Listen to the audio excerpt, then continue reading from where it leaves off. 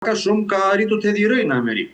Ku sot ne e dim, media amerikane nëse thjesht mund të hapet, do shikohet që e portretizon Iranin si feri në tokë, së bashku me vendet tjera si Korea e Veriut dhe të tjerë, ndej që janë Amerikë të betuara deri në vdekjet të Shtetet Bashkuara të Amerikës. Pra, dhe vetë brenda vendit fryma është e tillë.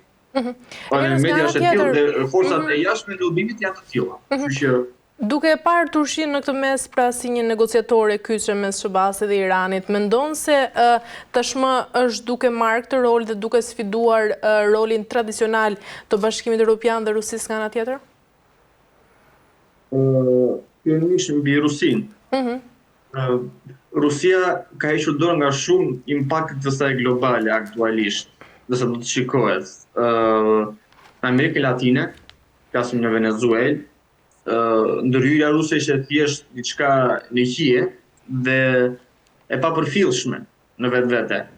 Njëkohësisht në vendjet e Kaukazit, sferën post-sovjetike, ne dim marrëveshja që u nënshkruan disa ministra të Azerbajxhanit në Washington, takimi midis 5 liderëve të vendeve të Azisë Centrale dhe presidentit Trump për të tretin dhe katërtim vit radhëzi, me tavlimet amerikane të qeverisë, me takimit të qeverisë amerikane dhe vendeve të Azisë Centrale, rritjen e independencës së shumë vendeve post-sovjetike në Kaukaz, Azinë Centrale, Balltike të tjerë kundrejt Moskës, për shkak të faktit se Rusia tani është gjitha fokusuar krejtësisht në Ukrainë. Nuk se ka interes që të hapet shumë, pasi edhe nuk mund të hapet shumë.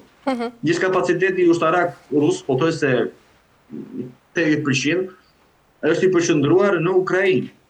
Marrëdhëniet e Rusisë ekonomike janë gjitha në Kinën, Indinë, Vietnamin dhe të tjerë, nuk se ka diçka që ata kanë me Iranin, sigurisht. Kanë ofruar javën e kaluar rolin e tyre si negociator, si vend neutral për bisedime, por shumë ekspert edhe brenda Rusisë shikojnë që Rusia nuk ka për të ndërhyrë në rastin e eskalimit të konfliktit me SBA-n, pasi vetë Rusia nuk do që të kalojnë atë, nuk do të arrijë atë lloj faze.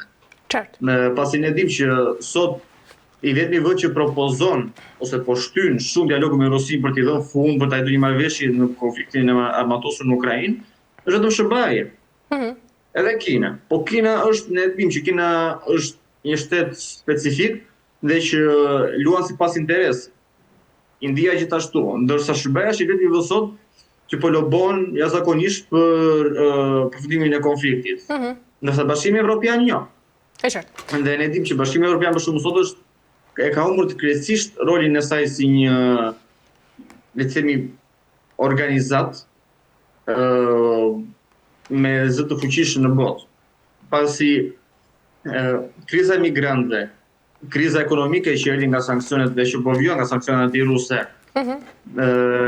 kriza e industrisë dhe bizneseve të vogla, sidomos në Gjermani dhe Francë, rënja e kompetitivitetit evropian për shkak të sanksioneve, bullurimet e energjisë ruse, konfliktet e brendshme, ngërçi politik e të tjerë e kanë eliminuar. Bashkimi Evropian nuk është më si organizat diçka që para 6 ose 7 vitesh, që ishte me emër dhe që kishte fjalën e saj ose zërin e saj me të respektuar në botë. Sot po të shikohet 5 vendet më të fuqishme ose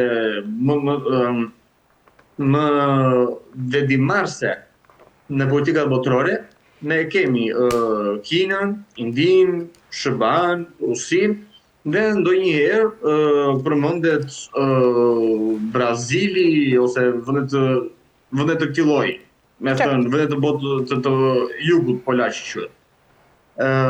Por Bashkimi Evropian nuk është më. Sa për Turqinë. Turqia është nga ato vende që ne quhet kryesisht në diplomaci buffer zone ose vend jastëk, dhe që luan sot rolin që luan dhe Hungaria në Evropë.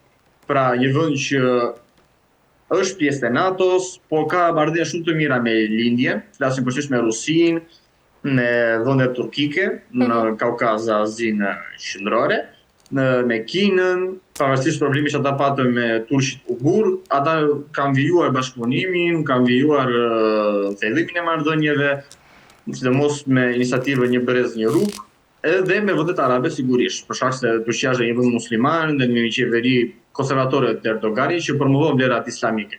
E qartë. Dhe si e tillë, ashtu si Turqia ka arritur në akordet e Stambollit, diskutimet e Stambollit midis Rusisë dhe Ukrainës, duke se mund të arrijë sërish të promovojë të jetë një rol në diskutimin midis Iranit, Izraelit dhe SBA-s. Tu ka një ngërç, pasi Turqia e ka tërhequr njërin e Izraelit, e ka denoncuar genocidin e Izraelit në Gaza, ka qenë një nga oponentët më të fortë të Izraelit, dhe ka promovuesit më të fortë të përjashtimit të Izraelit nga organizatat ndërkombëtare dhe nga komuniteti evropian ndaj ndërkombëtar për shkak të kryqëzimeve të luftës që Izraeli po kryen në Gaza. Kjo mund të jetë një lloj problemi, por që të paktën në diskutimet midis SBA-s dhe Iranit, duke se ata mund të jenë një nga urat e vetme ndërlidhës, ashtu siç qenë edhe midis le themi trupave perëndimore dhe Afganistanit, ku ata menaxhuan aeroportin e Kabulit derisa u arrit tërheqja përfundimtare të gjithë trupave të NATO-s dhe të tjerë dhe atyre amerikane. Në momentin ku u bë tranzicioni 2021-2022. E qartë.